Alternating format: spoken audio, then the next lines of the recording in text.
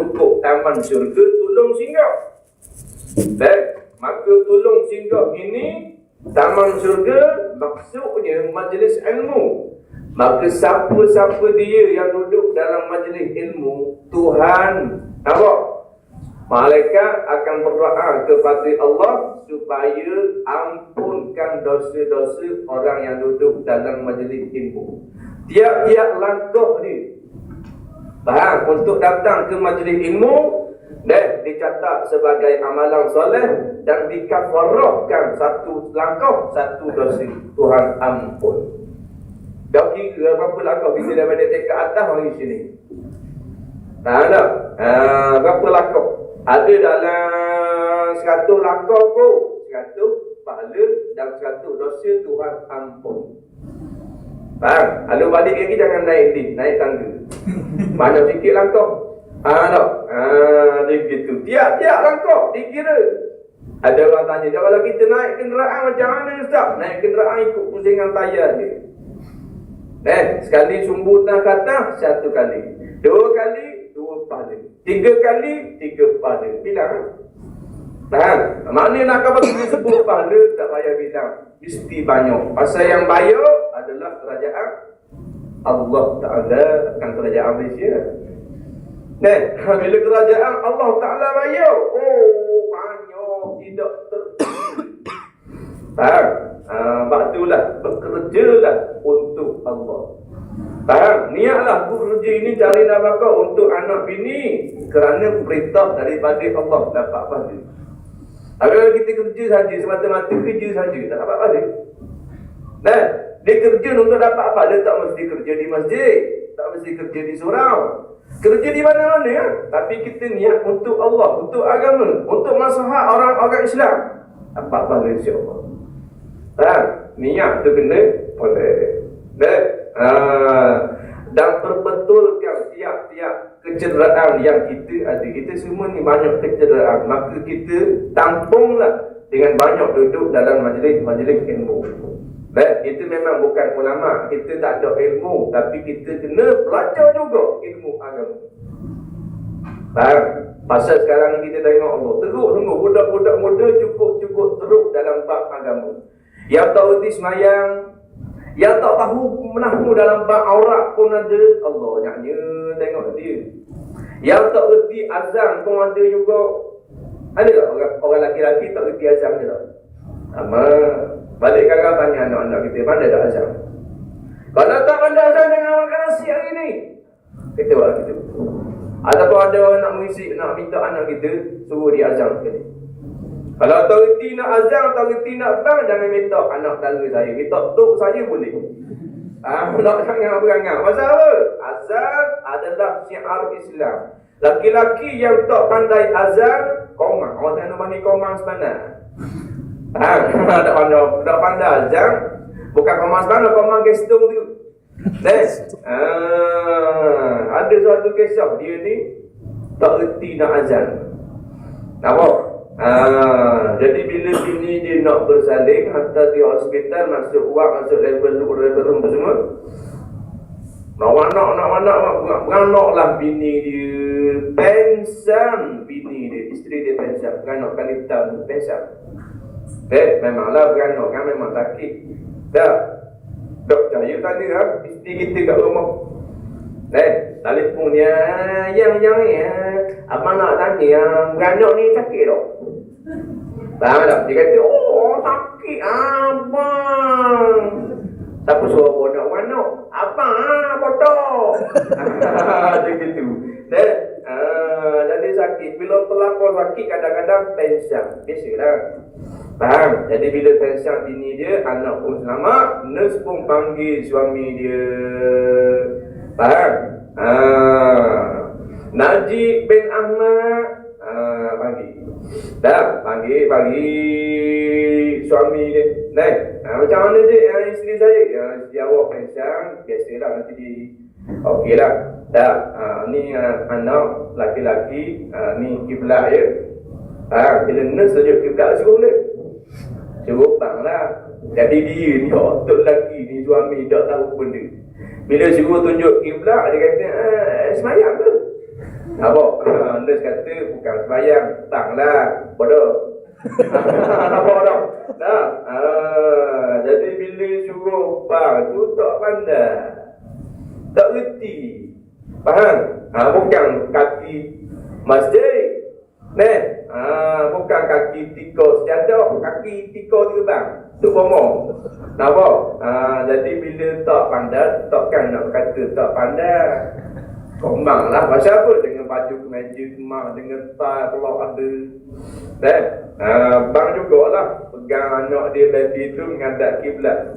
Allahu Akbar, Allahu Akbar, Allahu Akbar.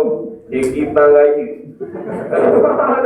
Nah, jadi bila dia kibang raya tu, bini dia dengar bangun tu daripada pensang. Bini dia kata lamanya aku pensang sampai raya. Dia berat datang tunggu. Tak nak buat mana dia tak pandai. Tak pandai. Jadi kebetulan masa dia bang raya tu, ayah mertua dia ada kat luar. Jadi ayah mertua dia dengar, bila ayah mertua dengar, komang lah, malu company ya. Pasal ayah mertua pun hebat juga, ahli jawatan kuasa masjid. Bila nak tu bang raya, power cepat. Ayah mertua datang, dia kata, tu bang raya, tengok. Sini lah ayah bang. Dah saya ingat betul dah, kata menantu. Allah, apa pun boleh menantu bodoh banyak kambing. Mana ayah mertua, dah. Mana dia doktor lagi, laki puang dia belaka. Ayah pun menghadap kiblat, azan. Ayah tukar azan. Allahu Akbar, Allahu Akbar. Allahumma hdini fi man hadait. Dua kali bodoh. Ni berat. Faham? Jadi kita ni bukan nak suruh kita suka, tapi untuk kita puas sabar jadi kita. Tahu? Kenapa benda yang remeh-temeh kita tak berhenti? Pasal apa? Kita tak ambil perang, tak ambil cakna. Faham? Bila tak ambil cakna, benda-benda inilah yang akan memberi kepada kita kemudaratan.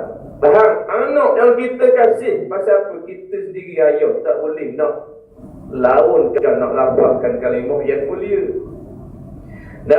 Ada orang pasang YouTube azam dia di telinga baby dia. Tak ada itu. Yang ada YouTube bang dengar di telinga baby. Baby dengar. Baby kata ayah tak ada bang. Ni masalah dia, faham? Jadi kita kena ambil perhatian. Tahu? Kena rajin hadir kuliah agama. Pasal kuliah agama ni kalau kita tengok tak tok punya kena tiket free saja. Kita mari malam ni petang ni free je. Malam ni ada kuliah nampak maghrib di mana-mana masjid free je, tak ada kena tiket pun. Jikalau kena tiket untuk belajar ilmu fardu ain, nescaya wajib kita bayar. Kerana talabul ilmi faridatun ala kulli muslimin wa muslimatin atau kama qala. Belajar ilmu fardu ain ini Nabi kata wajib atas laki-laki muslimin dan juga muslimah perempuan. Faham? Bukan sunnah, wajib. Sebagaimana wajib kita cari nafkah, wajib juga kita cari ilmu agama. Sama ada kita pergi ke masjid, pergi ke surau, ataupun pergi ke rumah-rumah tok-tok guru, atau tok guru ustaz muallim datang rumah kita, tak kira. Janji kita kena belajar. Faham? Kita tak mahu belajar, masalah dia. Maka jadilah hati kita ini hitam. Dengan sebab kita tak basuh dia duduk dalam majlis ilmu. Maka hati hitam yang menterjemahkan daripada hati hitam itu akhlak-akhlak yang buruk.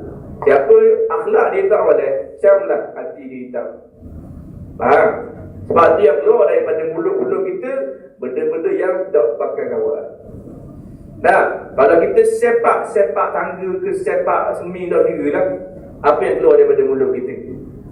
Benda-benda yang tak boleh janganlah hati kita hitam. Faham? Ada tak? Biasa kita kejut kan, ada orang kejut. Kejut tu ada orang cokek ni kan? Biasa orang kejut kan, dia keluar perkataan. Nampak? Kebanyakan bila orang kejut, dia keluar perkataan dia. Orang ramai-ramai lah keluar perkataan dia. Ciri contoh saya. Yang tak molek. Jangan sangat bila orang sepak Allahu Akbar, Subhanallah, Alhamdulillah. Ada payah, nak jumpa payah. Kebanyakan bila kejut, bila sepak tangga, bila nak jatuh tangga, dia akan sebut benda-benda tu barang-barang antik. Pasal apa? Hati dia kotor. Kata kena bersih hati kita. Baru dia terjemahkan benda-benda yang molek-molek. Cakap kapal kita pun molek, cakap kapal kita pun benar, tak tipu orang. Faham? Baru jadi orang-orang yang soleh, diterima oleh Allah Subhanahu wa taala. Bersih hati kita. Maka nak bersih hati kita, cuci dengan klorak. Klorak itu bernama kuliah agama. Sebab tu bila kita mari kuliah agama, tok guru, ustaz, orang alim kata ke kita, jangan kita marah. Tu proses untuk kita terbiah hati kita. Ada orang bila dia mari kuliah, kena atas kepala dia. Oh, dia marah, kata kaku ni makan ni. Dia tak faham. Nak datang kuliah, duduk dalam majlis agama, kita kena niat biar kena atas kepala kita sendiri, baru nak ubah. Baru kita nak jadi hamba yang baik-baik. Nampak? Maka lembutkanlah hati kita dengan banyak berzikir kepada Allah Ta'ala, banyak baca Al-Quran. Kita kurang baca Quran. Quran ni link kita dengan Allah. Siapa yang tak baca Quran, dia tidak ada link dengan Allah Ta'ala. Cuba kita tanya diri kita, hari ini berapa helai kita baca Al-Quran?